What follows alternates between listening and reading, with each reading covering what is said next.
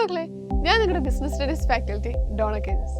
അപ്പോൾ നിങ്ങൾ SSLC result ഒക്കെ വെയിറ്റ് ചെയ്തുകൊണ്ടിരിക്കുകയാണ്. അപ്പോൾ ഈ സമയത്ത് നിങ്ങളെ ആകെ കൺഫ്യൂഷനിലാക്കുന്ന ഒരു കാര്യമായിരിക്കാം സയൻസ് എടുക്കണോ, കൊമേഴ്സ് എടുക്കണോ, ഹ്യൂമാനിറ്റീസ് എടുക്കണോ എന്നുള്ള കാര്യങ്ങളൊക്കെ. അപ്പോൾ നമ്മുടെ ചാനലിലായിട്ട് നമ്മുടെ കൊമേഴ്സിലെ കാര്യങ്ങളും കൊമേഴ്സിൽ വരുന്ന സബ്ജക്ട്സിനെ കുറിച്ചൊക്കെ നിങ്ങളോട് ഓൾറെഡി ഡിസ്കസ് ചെയ്തിട്ടുണ്ട്.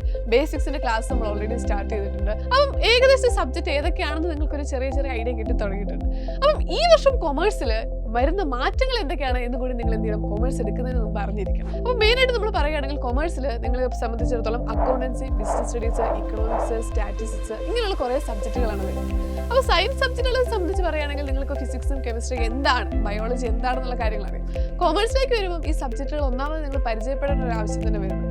അപ്പോൾ അത് തന്നെ അതിനകത്ത് വരുന്ന ഒരു മാറ്റമാണ്. ഇനി അത് പരിചയപ്പെട്ട് കഴിഞ്ഞാൽ തന്നെ കഴിഞ്ഞ വർഷങ്ങളിലെ വെച്ച് നമ്മൾ നോക്കുമ്പോൾ ഈ വർഷത്തെ ക്വസ്റ്റ്യൻ പാറ്റേണിലൊക്കെ കുറച്ച് മാറ്റങ്ങൾ നമ്മൾ എന്തായാലും പ്രതീക്ഷിക്കുന്നുണ്ട്. കാരണം കഴിഞ്ഞ പബ്ലിക് എക്സാമിൽ +1 ആയിക്കോട്ടെ +2 ആയിക്കോട്ടെ കൊമേഴ്സ് സബ്ജക്റ്റ് എടുത്ത് നോക്കുമ്പോൾ ക്വസ്റ്റ്യൻ പാറ്റേൺ നല്ല രീതിയിലുള്ള മാറ്റങ്ങൾ നമ്മൾ കാണും. അപ്പോൾ ക്വസ്റ്റ്യൻ പാറ്റേൺ മാറുമ്പോൾ നമ്മൾ മനസ്സിലാക്കേണ്ട ഒരു രീതി, പഠന രീതി മാറ്റും അല്ലേ. അപ്പോൾ നമ്മൾ പഠിപ്പിക്കുന്ന രീതിയിൽ ആ മാറ്റങ്ങൾ നമ്മൾ ഡെഫിനറ്റ്ലി കൊണ്ടുപോകുന്നതുകൊണ്ടാണ് നമ്മൾ ഈ വർഷത്തെ കൊമേഴ്സ് ബാച്ച് സ്റ്റാർട്ട് ചെയ്യുന്നത്. കാരണം പഴയ ഒരു രീതിയിലെ പ്രീവിയസ് ഇയർ ക്വസ്റ്റ്യൻസ് മാത്രം നോക്കിക്കൊണ്ട് ഒരിക്കലും നമുക്ക് എന്ത് ചെയ്യാനായിട്ട് സാധിക്കില്ല, എക്സാമിന് നിങ്ങൾക്ക് ഒരു ഫുൾ മാർക്കിലോട്ടോ A+ലോട്ടോ എത്താനായിട്ട് സാധിക്കില്ല. ഇപ്പോൾ SSLC എക്സാം ഒക്കെ നിങ്ങൾ നോക്കുകയാണെങ്കിൽ ഡെഫിനറ്റ്ലി ഒരു എക്സാം പോലും അത്ര ഡിഫിക്കൽട്ട് ആണെന്ന് പറയാൻ മാത്രം ഒരു സബ്ജക്റ്റ് ഇല്ലായിരുന്നു. അത്യാവശ്യം വളരെ ഈസി ആയിട്ട് നിങ്ങൾ എക്സാംസ് എഴുതി കഴിഞ്ഞ് വന്ന ആളുകളാണ്. പക്ഷേ +1 +2ലേക്ക് വരുമ്പം ആ ഒരു ഈസിനെസ് എന്തായാലും നമുക്ക് എക്സ്പെക്ട് ചെയ്യാനായിട്ട് സാധിക്കില്ല. അപ്പോൾ അതുകൊണ്ട് തന്നെ ആദ്യമേ മാറിയ രീതികൾ ഏതാണെന്ന് മനസ്സിലാക്കി ഒരു മാറിയ പഠന രീതിയാണ് നമ്മൾ കൊണ്ടുവരുന്നത്. അപ്പോൾ ആ രീതിയിലുള്ള ഒരു പഠന രീതിയാണ് എന്ത് ചെയ്യുന്നത്, നമ്മുടെ ഈ വർഷത്തെ കൊമേഴ്സ് ബാച്ചിൽ നമ്മൾ എന്തായാലും സ്റ്റാർട്ട് ചെയ്തത്. അപ്പോൾ ഡെഫിനറ്റ്ലി നമ്മൾ ലൈവ് ക്ലാസ്സസ് പ്രൊവൈഡ് ചെയ്യുന്നുണ്ട്, റെക്കോർഡഡ് ക്ലാസ്സസ് പ്രൊവൈഡ് ചെയ്യുന്നുണ്ട്,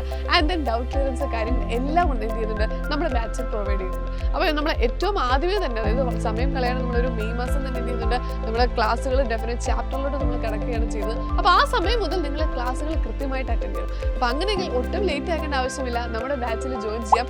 ജോയിൻ ചെയ്യാനായിട്ട് താഴെ കാണുന്ന നമ്മൾ ജസ്റ്റ് ഒന്ന് കോൺടാക്ട് ചെയ്താൽ മതി. അപ്പോൾ നിങ്ങൾ മനസ്സിലാക്കുക, കൊമേഴ്സിൽ ഒരുപാട് മാറ്റങ്ങളുണ്ട്, പഠന രീതിയിൽ മാറ്റങ്ങൾ വരുത്തേണ്ടതുണ്ട്. അപ്പം മാറിയ പഠന രീതിയോടൊപ്പം മാറ്റങ്ങൾ ഉൾക്കൊണ്ടുകൊണ്ട് പുതിയൊരു പഠനം നമുക്ക് ആരംഭിക്കാം. അപ്പോൾ നമ്മുടെ കൊമേഴ്സ് ബാച്ചിൽ ജോയിൻ ചെയ്യാം, നമുക്ക് ഒരുമിച്ച് സെറ്റ്